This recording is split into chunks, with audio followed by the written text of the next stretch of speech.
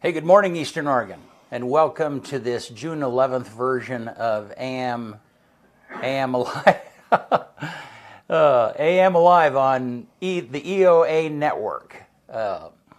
Glad to have you with us here this morning. We're going to have Paul Anders with us here in just a bit as our guest. Man, I slaughtered that this morning. My mind was just somewhere else. Yeah. So. It's second Monday. Yeah. Probably. Is that why? I mean, I would use that as the excuse. Yeah, it's the second Monday. That's it. There you go. Yep. It's Yeah. not functioning yet. It's too early in the week. It takes me till about mid-afternoon Wednesday. Is that's when you wake up?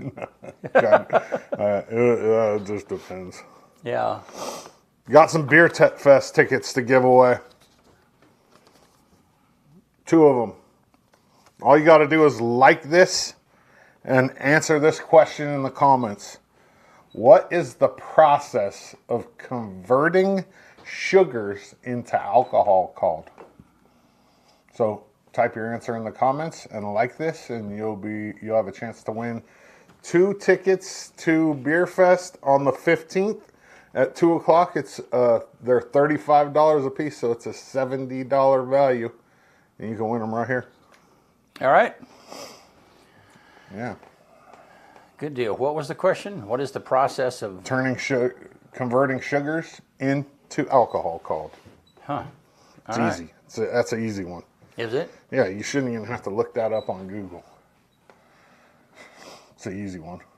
Don't answer it though, because they got to answer it. But I presume that is a beer related question. Yeah. Yeah, and I have no idea. I mean, well, it's not just beer. I mean, you can. I mean, there's all kind. Yeah. I mean. Well, but I don't know the answer to that question. You don't? Yeah. Huh? It's in the comments already. All right. Hey, there you go. Which totally makes sense. Yeah. Yeah. Yeah. There you go. Yeah. Bud, you're close, but not quite. Distilling is the process of turning alcohol into stronger alcohol, right? Like you heat it up and it evaporates, and then it. Yeah. Yeah. I mean, have you ever watched those shows where the guys out and they're in dry counties and they have those whiskey stills and they're kind of out, bootleggers, yeah. Dude, I grew up on Dukes of Hazzard. Of course, I'm interested in that kind of stuff. Yeah, you know what's interesting is that so my grandpa was born in 1903, and during Prohibition he was a bootlegger. Yeah, and so that you can. The reason why like distilling alcohol is illegal is because it's extremely dangerous. Yeah. It's not only dangerous the process, but it's also dangerous drinking it if you don't do it right. If it's like so you're just drinking straight poison. I was bear hunting in Idaho about 10 years ago, probably maybe a little bit longer, and we stay with my buddy Tyke. Had he grew up in like down in the valley, which is like the poor area of. Yeah. It's like right where Athol is, and so if you go up on the hill, it's all the nice houses, and then down in his buddy basically lived on like a compound. There was like 20 people living there, right? Like all these different like sheds and houses. Yeah. And I'm sleeping on the couch, and it's like 4 o'clock in the morning, and there's people like walking in the front door making coffee and stuff. But we had some stuff that the night before that was like, man, like it was like we were talking about formaldehyde. It dang near tasted like that. It was. It was horrible. Yeah. It was not good. Well, wasn't there a point where you smelled it and it's like, I'm not going to drink that. No. Once you get a couple sips in you, it all tastes the same. You see, you must not. You didn't know me when I used to drink. It No, didn't matter. yeah. It didn't matter. I would drink it if it was, Doesn't matter what it was. Yeah. Yeah, it didn't matter. No. Huh. Well, all right. Well, hey, you want to do sports? Let's do it. All right.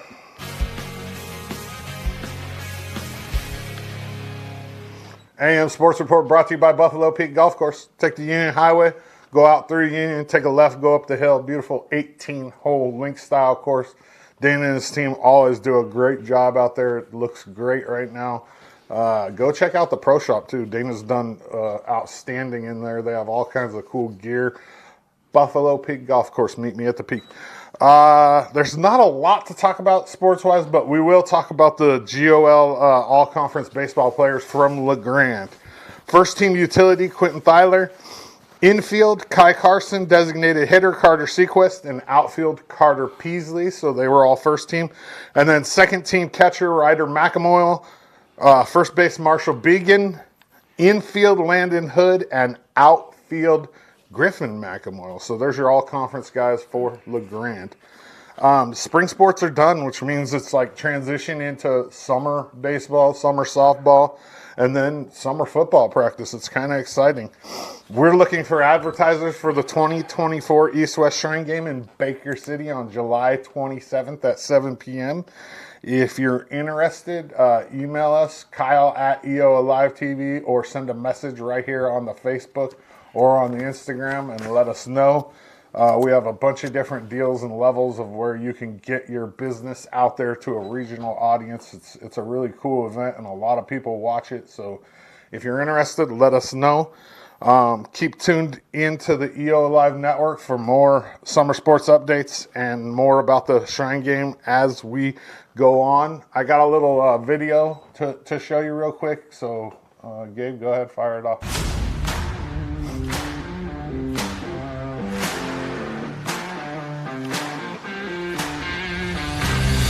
Ladies and gentlemen, we're ready to go.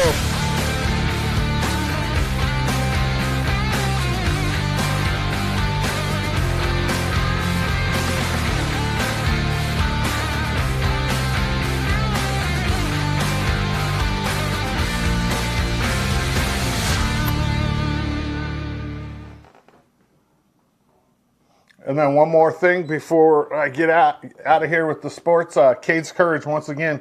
There's the QR code on the screen there. You can scan it and it'll take you to the family's GoFundMe page where you can donate, or you can go to US Bank and donate if you don't want to use GoFundMe to the McKinley family. They're going to need some help over the next year and a half, 2 years battling this cancer. Cade was diagnosed with a form of Ewing sarcoma.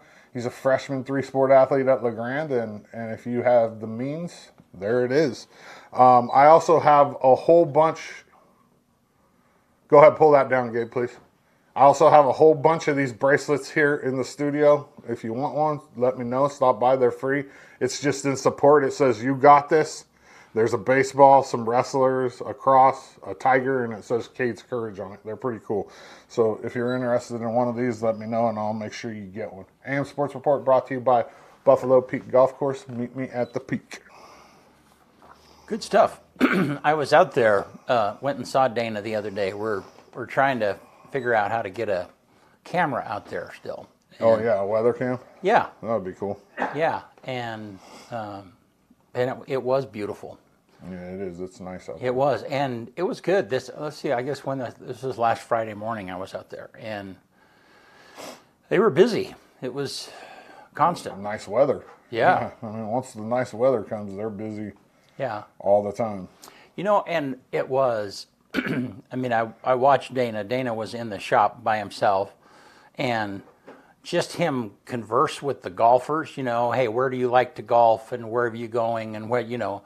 And there were several guys that were coming through. I mean, there were a group of golf buddies, and they were, you know, I mean, they were kind of making the circuit. They were at Buffalo Peak on Friday morning, and then the next day they were somewhere else, and the next day a lot of people do that. Yeah, yeah. A lot of people have like the friend group that goes and hits like 4 or 5 courses over. Right. a weekend, or some Yeah. people do 2 in one day. And it's funny, yeah. And It's a lot of golf. it is, but it was just very, I don't know. The point of it is that it was, it's great that, through the process I just came through, I did a deeper dive into Buffalo Peak and, the history of how the county got that and where it's at, and it's a great draw for people to come into Union County. Yep. For sure. Yep. All righty. For sure. And maybe we'll talk about that with Paul here in a few minutes. All right, well, let's look outside. It's beautiful this morning. And you can tell just by the traffic on the way to work today, it was like people are out. They're alive. They're awake. That's funny. There wasn't anybody out when I was on the way to work this morning. Yeah. One person. I saw Arlie Anderson. That's but it. you were here. Yeah, you were here early, though. Yeah. So, let's look at the graphic here. So 83 today, beautiful day. Look at that, 83, 41 tonight. And it's going to be, I don't see any moisture in the next several days. And then it's going to go right back to cooling off again at the end of the week. Yeah, yeah. And over the weekend. It was nice, though, that it was at least warm on Saturday for the stock show folks. Man, they almost always get rain during I don't think any rain came at all this year, did it? Well, there was a little bit on Sunday Sunday. morning? Yeah. But for the most part, I think that most of their activities are done. I mean, I think they have a few things on Sunday, but most of the rodeo part of it is done on Saturday night. So, yeah, it was fun having Kevin Loveland and those guys on last Thursday to talk about Loveland Safe Ride and appreciate what they're doing. So, yeah. All right, well, again, want to tell you real quick about the Eastern Oregon Beer Festival. We are giving away a couple of tickets for that, and that is this coming weekend. The 15th, 2 o'clock. 15th, and the doors open at 2 o'clock. Yep. If you buy, and if you comment, what was the question again? Just answer the question, what is the process of turning sugar into alcohol? Alcohol, and then that like the post. That puts you in the hat to win the tickets. So there are VIP tickets that are available, which gives you the opportunity to get in an hour earlier at 1 o'clock. They're $50 each. It also doubles your drink tokens. Doubles your more drinks. importantly than getting in early.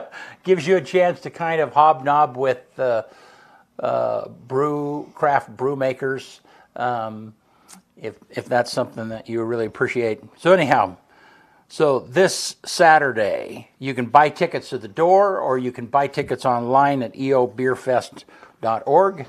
So be sure and check that out. And we'll be right back with Union County Commissioner Paul Anderes. Get ready for the 10th Annual Eastern Oregon Beer Festival. Mark your calendars for Saturday, June 15th at the Union County Fairgrounds. Discover a variety of flavors, from refreshing lagers to bold IPAs, with over 15 brews from the tri-state area available for tasting. We're honored to host Gregory Rollins, Wicked Mary, and Stacy and Co. as this year's performers. Check out our selection of local food and handmade craft vendors while you're tasting. We'll see you at the fairgrounds on June 15th to support your local Main Street.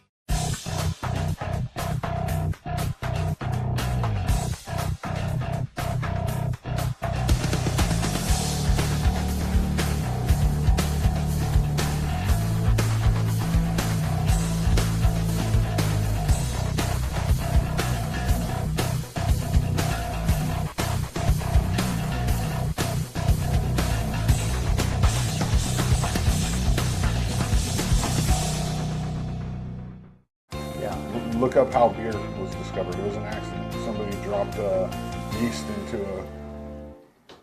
Yeah, so we were just talking about how in the world that might have been discovered that you could make beer that 100% accident. Just accident? Yep. Yeah. Somebody knocked some yeast into a container full of hops. Yeah. or malt. I don't remember exactly how it goes, but you can look it up if you really want to know. It was Yeah, an right, but I mean, excellent it's book.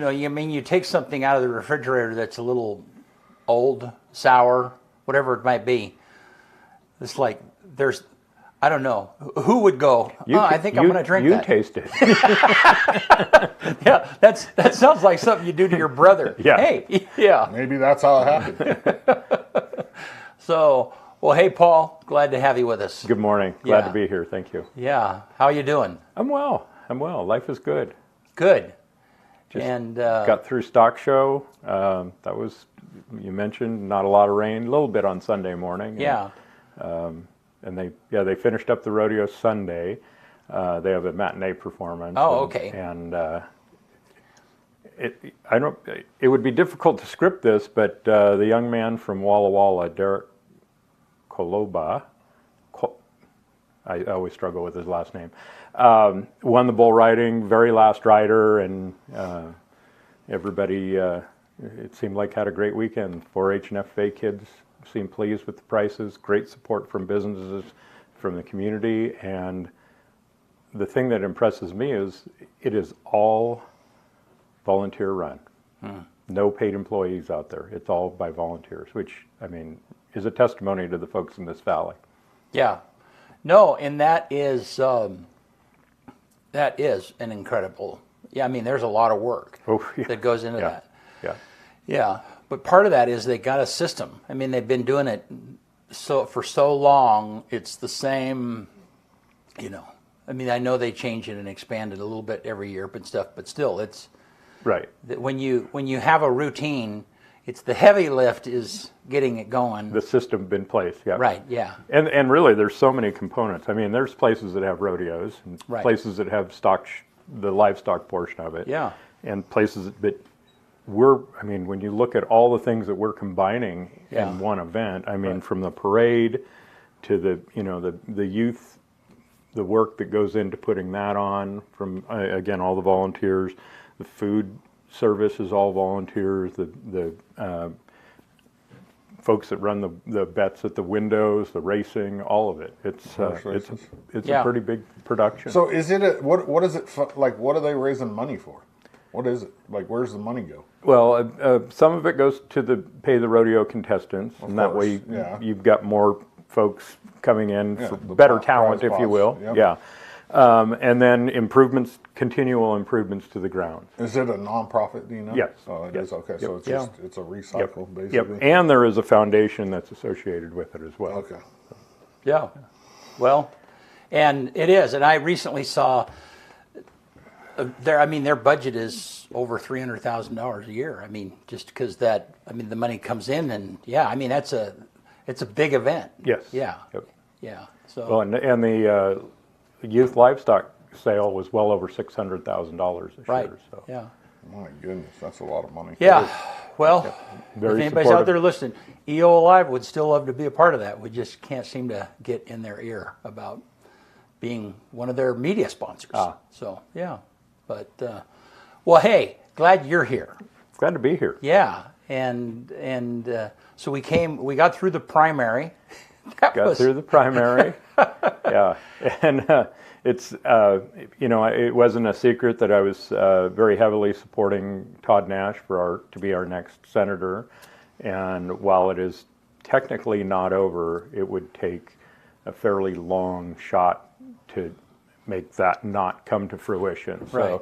he is the presumptive next senator for us, which I'm really looking forward to. Todd and I go back to college days, and he was my mentor since the first day I was a commissioner, and we've put a lot of time, windshield time as we call it, going to Salem and different meetings, and I'm excited to have him serve this part of the state.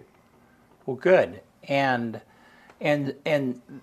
so explain. So he is the Republican nominee that's going forward. Correct. For District 29. Correct. But he does not have. It doesn't. There is an opponent, or there can be, or what? There actually, as of last I've heard, there is not one, and there was not a Democrat that filed for that side for the primary race. So normally, what would happen is you would have a Democrat file, they would win the nomination to move Right. to the general election, just Right. like Todd's moving forward to the November election.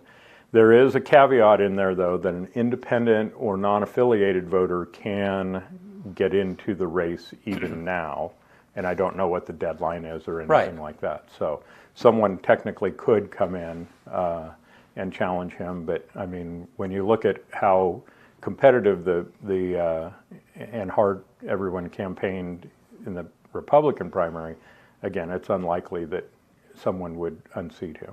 Yeah. And you know, I was pleased with all 4 candidates that ran. You know, the other 3 that ran against Todd. You know, and I mean, it was unique and representative, and you know, and I mean, there was a bit of drama in there from time to time, but still, it was just, I don't know, it was healthy. It was good. Well, and even in our local commission race, I right. mean, when you have 9 people, and you now know how hard it is to put your name on the line and put yourself out there and campaign and I'm really pleased that we had so many people that were interested in it and made such a, you know, you ran a great campaign. Yeah. I think you really did, and it was just that field was so big, and really when you look at the numbers on Commissioner Nash's race, there was a lot of money spent. Yeah. There was an awful lot of money spent, you know, one of the candidates in particular spent an awful lot of his own money, and it did not work. Yeah. So it's politics are interesting. Well, and I don't, you know, I guess if there's one thing that's frustrating to me about the race I was in is how much difference money makes, you know, and it's one thing for people, and I mean, I think you have financed your campaign. I mean, at least I'm a lot of, I don't know. Let's not go there. I can answer. No, but more than happy to the answer. point is that it irritates me when outside money makes such a difference. Right. I don't know if that am I saying that the right way? Yeah, all I can talk about. Well, there's a couple I can talk about. My first one was not all, but a good portion of it was self-financed. Right. Yeah. And I had people giving me $50, $25, which I'm very thankful for. And Right. I could write volumes about. Right. Second time, as an incumbent, which is fairly normal, I got a lot more financial support and actually spent a lot more in that campaign to get the word out. And the difficulty is, and you can attest to this, I'm sure, is you're never positive of what media outlet to use. Yeah. Do you use the internet? Do Yeah. you use radio? Do you use newspaper? Do you use Right. your services? Yeah. And there's some others around that a person could use. Very concerning that the Eastern Oregon Media Group is making the changes they're making. Yeah. My hope is that we get someone come in and buy those papers individually and run them, whether as a weekly or I'm not a newspaper person, Right. but my brother-in-law has done that for years, which Yeah. has been interesting. He had the Burns Times Herald at one point. He had another one in the Willamette Valley, that the Springfield newspaper, and then another one in Polk County that he really built up from, kind of in a tough financial spot, and I think there's those people out there that could make a go of it on a much more, probably I would call it, lean model. Yeah. It's just hard. It is. I mean, It and is. we, when the Observer was sold, I don't know, what was that, 5 years ago? Yes, yeah. 5 or 6 years ago, Yep. I took a hard look at, is that something that we could acquire and make work? And, I didn't have the capital, but I looked at the cost of it. I think that EO Media Group got the Observer for $750,000 or something like that, including the building, the whole 9 yards. And I could be very wrong about that. But still, making newspapers, they've done a lot of stuff to make it go digital, and it's just that's a super hard market. Yeah. And part of it is the way people consume news these days. I mean, do they consume news? I don't know. You tell me your opinion on that. I honestly don't know. I mean, it's, and that's the part of the thing that we're looking into right now as a county is that we have legal obligation to notify people. Right. And so, I mean, we've got some people looking into it. I called the Association of Oregon Counties and said, what do we do? I said, we are not the only ones in this boat. Right. I mean, a good portion of Northeast Oregon is without a newspaper. And they have not given me an official opinion, but their first reaction was to go ahead and publish in the closest available. It's like, well, I don't know if very many of our folks read that. Right. The newspaper's not going away. They're still going to have a newspaper. It's just going to it's going to be a regional newspaper, and it's online only. Right. So they're taking those 5 newspapers and cramming them all into one, and it'll still be available. You can still subscribe, but it's going to be called like the East Oregonian or something like that. Yeah, but there's some verbiage in the legal process for publishing public notices, legal notices, that actually, to a large degree, refers to as print and media. So it's like, well, how do we? Right. Yeah. I mean, Well, you could probably print something out and put it in town hall on the wall. Right, but I think the point is, and as I've gotten more involved in the county business and so on and so forth, and you guys have done due diligence, but the question is due diligence enough? And I mean, and so then you, to Kyle's point, yeah, the newspaper is not going away, but is releasing stuff into a paper into something that's not going to be widely read, is that enough? Now, I say no to that because it doesn't matter if it's the city or the county or whatever it is. They've got to do everything that they can to be as transparent as possible. Now, at some point, you do whatever you can, and if people don't take advantage of those pathways, then that's kind of on them. But right. And one of the more difficult parts of my job is when we as a board make a decision, right, and 2 days later, a week later, well, I didn't know about right, that. Well, right. I understand that sentiment. I get it, but at the same time, I don't know what you don't know. Right. I don't know what you do know. Right. So it's difficult. I mean, there's legal obligations, and I think that's really where, for me, our future struggle is going to be, is because it's fairly, to me anyway, it's fairly clear on where you would need to go to find the information about whatever topic we're deciding. Mm-hmm. Our website has got all of our minutes, all of our agendas on there, public notices on there, but you look at the Planning Commission, they've got to publish. Very specific legal guidelines to make sure that the public is noticed or aware of what's going on. 25 years ago, that wouldn't have been okay, but I think it is today. Right. What's that? Just putting it on your website. As long as you're clear about where it's at, say public notices are here. Yeah. 25 years ago, you couldn't have got away with that. Right.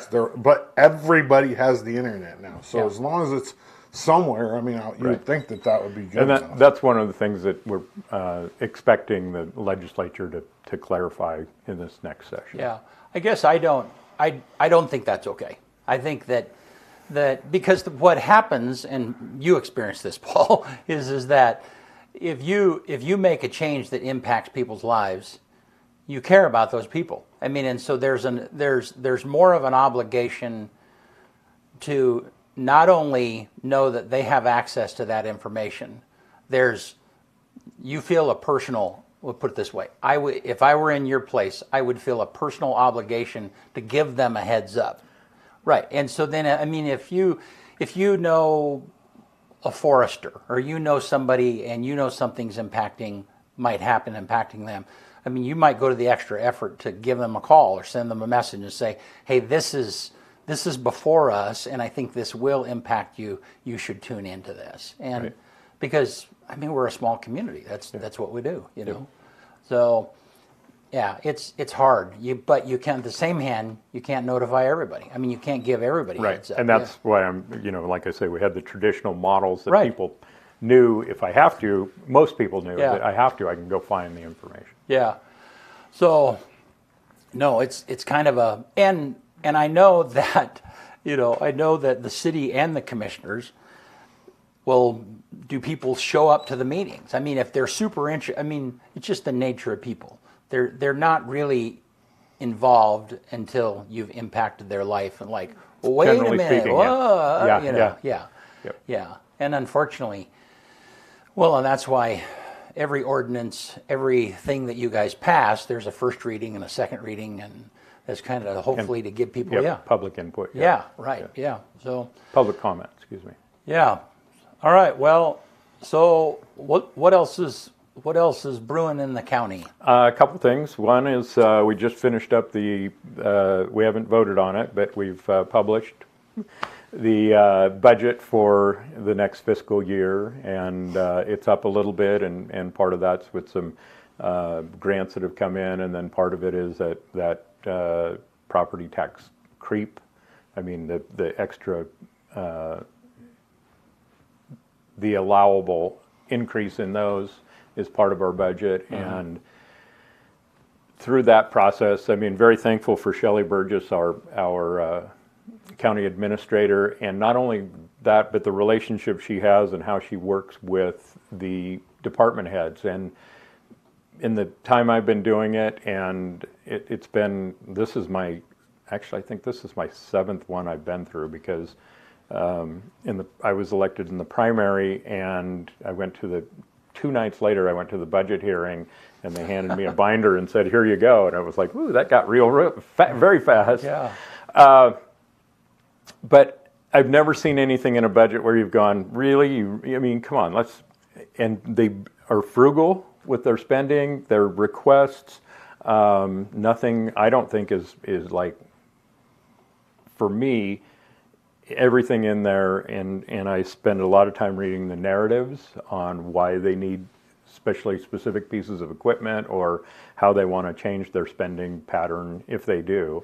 And it's a great group of people, and honestly, they make our job. And the budget committee is the 3 commissioners, Matt Goodwin, Matt Miles, and Audra Kent this year. And then I think next year we bring on at least one or two of those are replaced. So it's a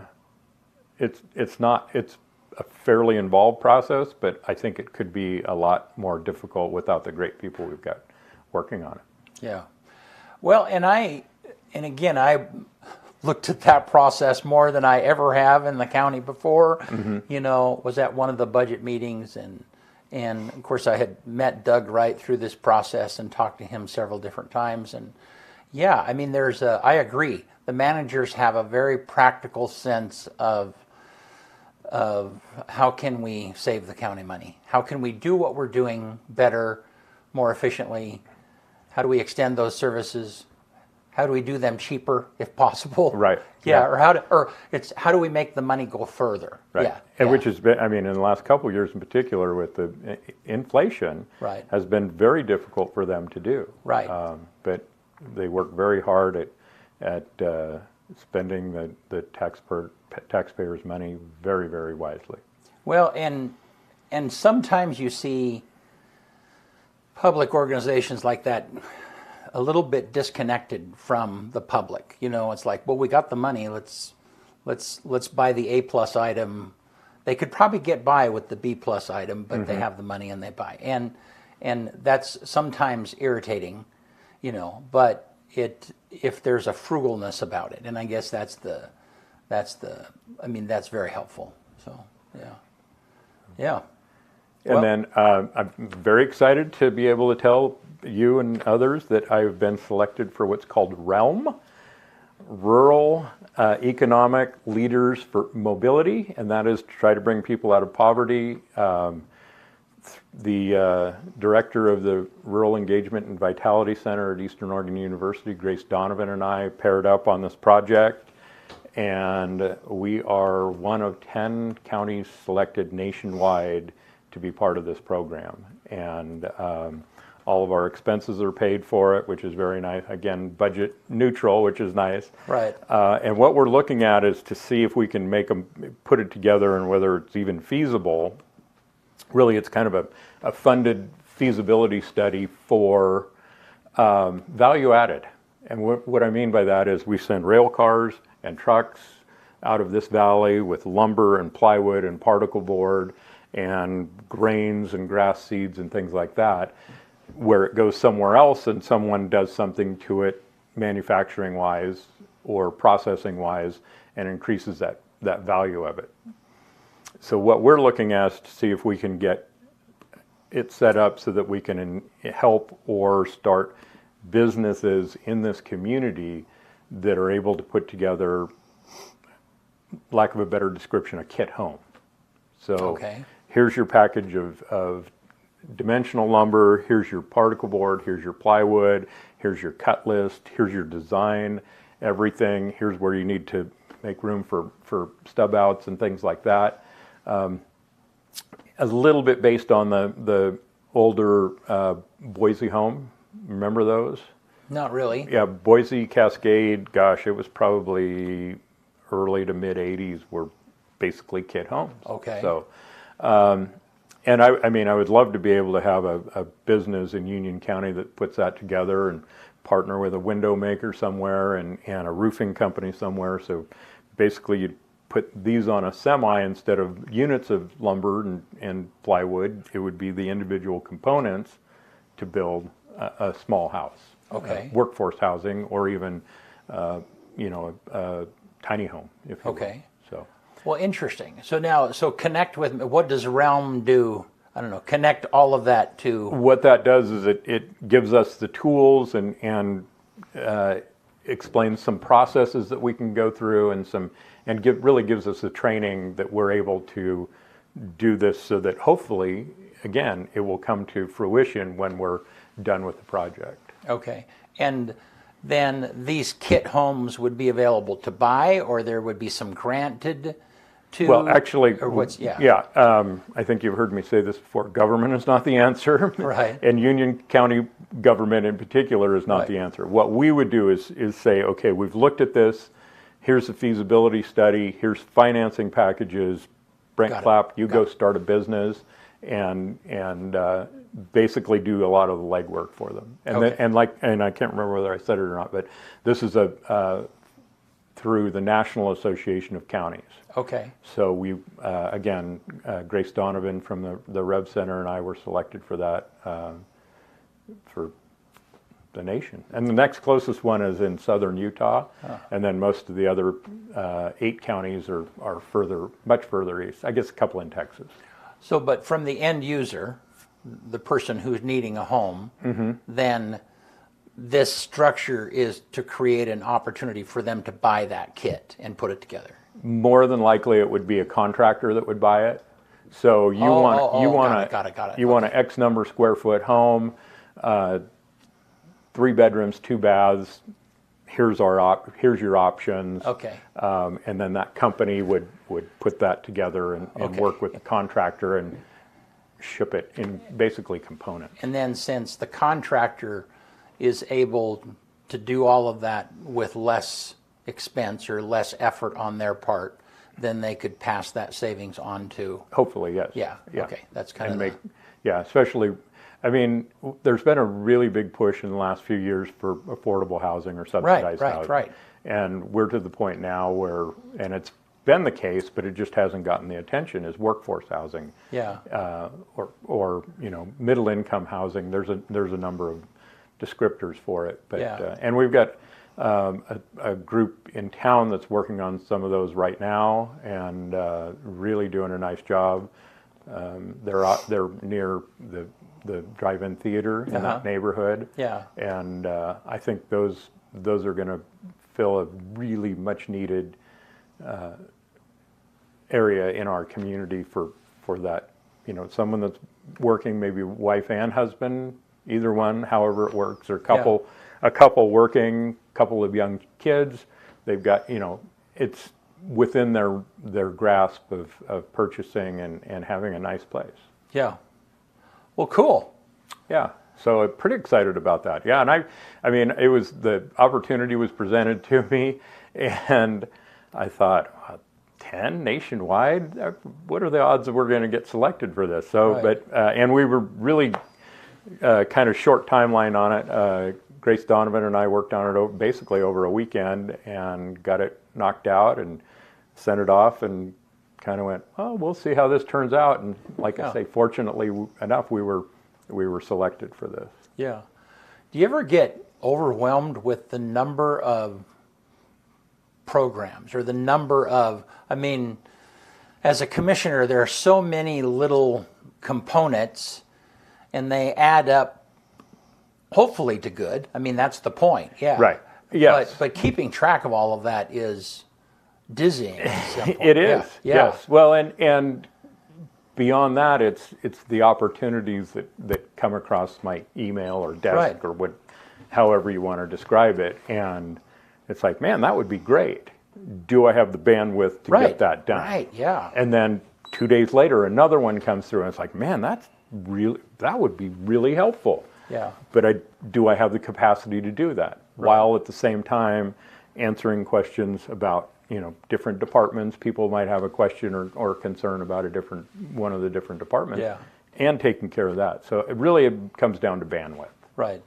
And yes, it does get just the emails alone and Right. we've got a really good IT department and they've got good filters on it, but I still get probably half a dozen, and I wouldn't call them spam, but companies that are trying to financial software packages for the county. Mosquito education is one that I don't know, in the last, probably because we're coming into summer, but I've gotten like 3 or 4 of those. Here's how we can help your, and not necessarily a product to get rid of them, but to inform the public on. I spend a lot of time sorting through and reading emails. Well, I know that as soon as my candidate email popped up on the scene, just the amount of stuff that I started getting, and so I can only imagine the daily stuff that just comes through your, and I was, the second day of the budget hearing, at the very end, Shelley went through all of the funds, and I mean, I don't know how many there, 70 or 80, I'm guessing. I don't know how many there was, but it was all of those. They're essentially savings accounts for different programs that are coming in and out, and so on and so forth. Flow through money, yes. Yeah, and I mean, it was exhausting. I mean, it was it was, at first I thought, okay, I'm going to leave, and then I realized, like, man, I'm really learning a lot about all of these little things that are happening through the county. But, and they're valuable to people, but people might not even know. Right. Wildlife services. I mean, we had, and the nice thing is you get to interact with them. Not only do you have the narrative there, but wildlife services, for example, the 2 folks came in, I would call him the government trapper, and then his supervisor, and talked about their programs. And a lot of people use those services, and you don't really think about them until you have to have them. So, yeah. All right. Well, what else is going on? I had the opportunity, 2 really good opportunities in the last couple of weeks. One was to meet with Dr. Bateman, who is the director of Department of Land Conservation and Development for the state of Oregon, which is all land planning, use laws, and the interpretation of that. And I think that they realize that they've spent that particular state government agency has spent a lot of time on the conservation of land in Oregon, and they need to figure out a way to measure development. I mean, not paving over farm ground and things like that, but figuring out where is really the best place to put houses or subdivisions that people need a place to live. So that was a really good conversation with them, probably an hour and a half, maybe 2 hours. And she also brought her deputy director and then her legislative person and talked about some things that they're trying to. I mean, Oregon has the strongest land use laws in the nation. And that land use law we just last year celebrated the 50th year of that. again, great legislation, but over 50 years, we probably need to make some adjustment and maybe a little bit of modernization in it, so that we can again keep Oregon, but at the same time have room so that people have lived or put businesses or small developments. Yeah, and that seems to be a choke point that we come to over and over again. You know, I mean, whether that be housing or economic development or whatever the case might be. I mean, there's an interaction that I see happening over and over again. Right, and we've talked about it before. Right. Almost every single meeting that I go to, trying to hire people is difficult. Right. Finding a place for them to live is difficult, and then if by some way you get that passed or get that done, finding childcare for them, and that's the three-legged stool that really is so interconnected. And we're all three commissioners, and a lot of people statewide and even nationally are trying to solve those problems, but it's difficult because they're so intertwined. Well, and it's funny because during the campaign, I had somebody come up to me and say, you know, hey, I'm really afraid that, you know, this 40-acre tract is going to be turned into housing. You know, this 40-acre farm ground that's by me is going to turn into housing. Is like, that's never going to happen in the state of Oregon. You know, I mean, that is not going to change. You know, what does need to change is a little bit of flexibility. I don't know, you know, that's a whole nother can of worms. But but you know, the overall land use laws of Oregon are not going to change. The spirit of those is we're not going to eat up farm ground and put houses. That's the very spirit of that. And that's not going to change. Right. But part of my conversation with the director was, I don't understand this. I mean, we can't even, very limited on where we're able, City of LeGrand, City of Cove, City of, doesn't matter, how they expand their urban growth boundaries, which was changed in the last legislature to make it a little bit easier. But I said, I don't understand that it is so difficult for us to do it here. And I drive down Interstate 5, and in Woodburn, just across on the east side of the freeway from the outlet malls, are hundreds of acres of probably some of the best farmland in the world, has subdivision after subdivision on it. I said, how does that work? She didn't have an answer. Well, and that's an excellent question. Yeah. And you're right. And so then, no, I'm with you 100%. Yep. Yeah. The other opportunity I had, again, Commissioner Nash, a couple weeks ago, had the two of us had the opportunity to sit down with the Oregon Senate President and talk about, and really there wasn't anything off the table. We talked to him for better part of 3 hours, and everything from, you know, what the next legislative session might bring. Talked extensively about the transportation package and Oregon Department of Transportation funding and what that's going to look like. And he just happened to be, he was on a tour of state parks and how they function and what some of them look like. And he had been in Harney County the day before, and he was in Wallowa County up at the lake and had looked at some of our state parks as well. And really good conversation. There wasn't any tension, but basically, what do we want? What do we want to work on? What are our priorities? What are his priorities? And it was very nice to be able to just sit down in a very relaxed setting.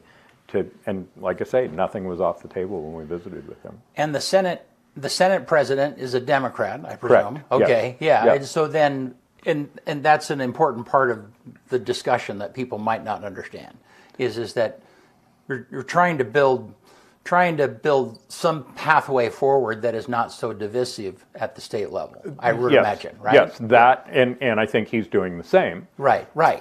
You know, he doesn't want to look at, you know, a senatorial walkout and grinding to a halt either. And I think these early conversations probably help divide that urban-rural divide, bridge that rural-urban divide somewhat. Yeah. And, you know, anytime you can have a conversation with somebody, don't agree with him. Our politics are not even remotely close. Right. But at least we were able to visit about things and have a better understanding of his perspective. And I think he much better understands Northeast Oregon than before he came out. Good. Well, let me ask you about the the meeting that we had at the fairground not too long ago, and the wilderness evaluation. And help me. I'll be more than happy to. Yeah, no, but help me put Forest a label plan. on what is that. Yeah. Okay. Forest Plan Revision. Okay. And I've been working on this for 6 years. Yes. We've had county commissioners from most of the Northeast Oregon, actually all of the Northeast Oregon counties, as well as some Washington counties that have been working on this for quite some time.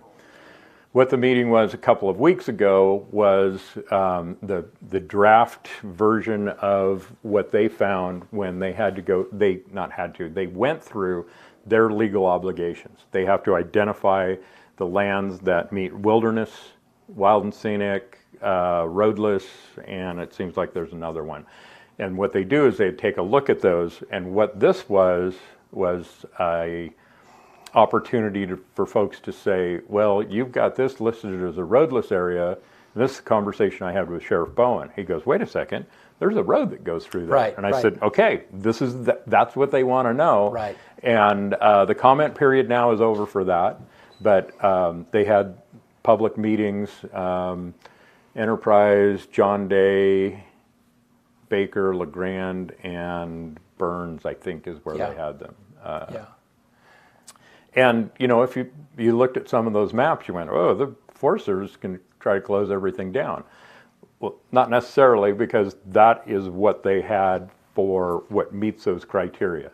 Doesn't mean they're going to turn them into wilderness. That actually takes an act of Congress. Right. And so I did, after that meeting, I spent some time talking with one of the foresters from Umatilla County and kind of did a deep dive to try and figure out. And this is like, so this is required by law. This first step, well, I guess let's go back. People would get really uptight about this, but part of this is because of the way they've handled it in the past. Yes. So give us a little bit of a summation Okay, of what happened so, previously. Yeah. Almost when I took the oath of office 6 Right. years ago, there was a forest plan that had been presented. It took way too long to produce. It was over 25,000 pages. And through that, there was what they call an objections process.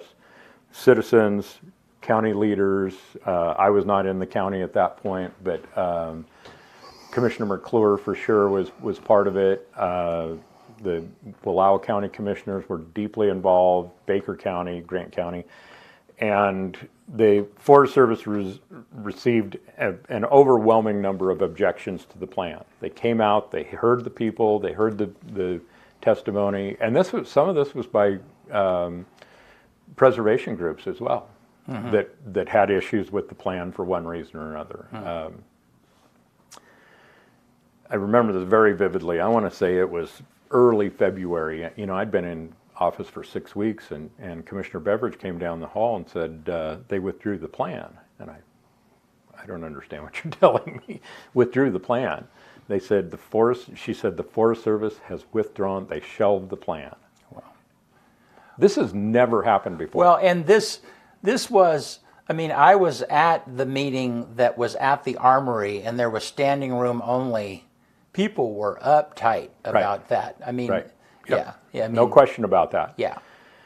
So, and really, I mean, they took that plan and just went, set it on a shelf, said, we're done with it. We're not going to do that. We heard you. We understand.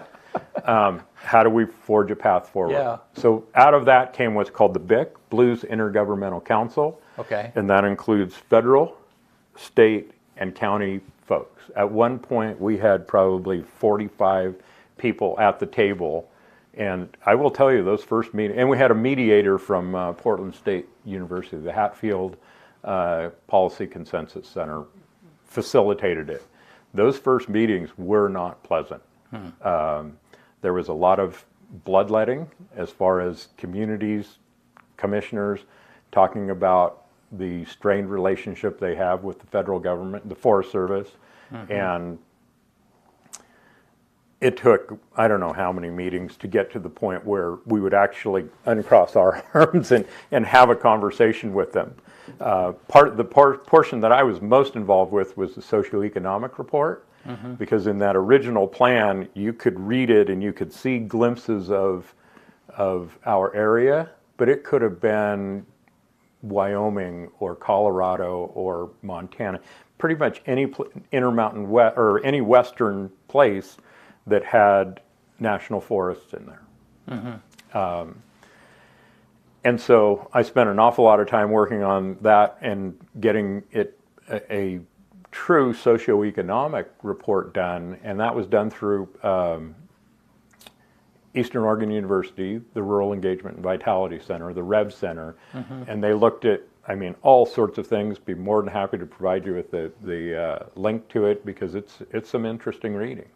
And in the summary, if that area where those 3 national forests, the Wallowa-Whitman, the Umatilla, and the Malheur have influence, 13 counties in Eastern Oregon, 3 in Washington, and 1 in Idaho. If that region were a state, for mean income, we would be 48th out of 50 in states.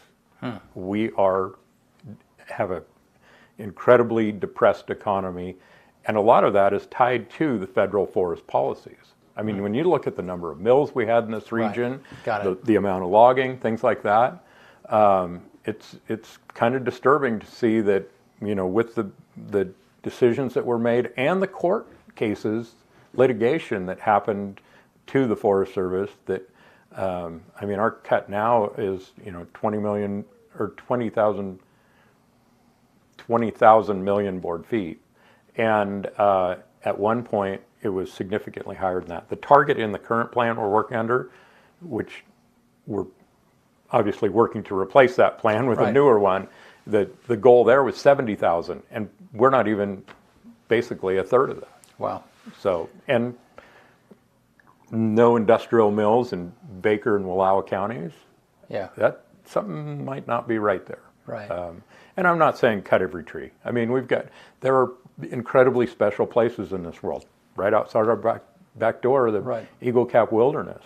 So, sorry, I got off on a little bit of a tangent. So, through those 6 years, we've been working with the Forest Service and coming up, and a lot of good input from a lot of different government entities, whether it's counties, you know, Fish and Wildlife Services. They were involved in it and came up with what are called desired conditions. Okay. And the one topic that is most contentious by far is access. People want access to their forest. And I understand that. I mean, I use them. I think you use them. And in that desired condition, which the Forest Service, the tribes, county government, state government, rest of the federal government signed off on, it says no new set-asides. And that says no more wilderness, no more wild and scenic rivers, no more roadless inventory. Right. So, but there are user groups out there that want desperately to keep it the way it is. Right. And I don't agree with that, because when you look at the number of roads and the number of acres that have been closed off from travel in here, let's take the Wallowa-Whitman, for example.